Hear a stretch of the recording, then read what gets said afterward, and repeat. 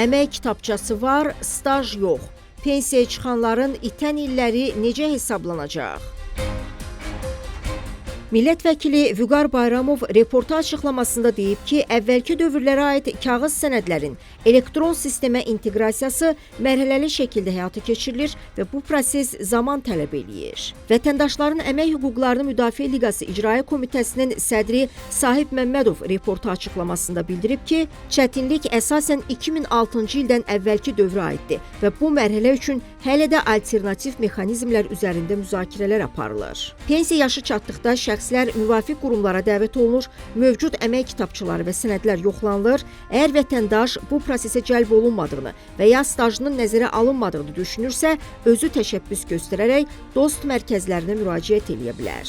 Əmək stajı yalnız sosial sığorta ödənişləri həyata keçirildiyi halda hesablanır.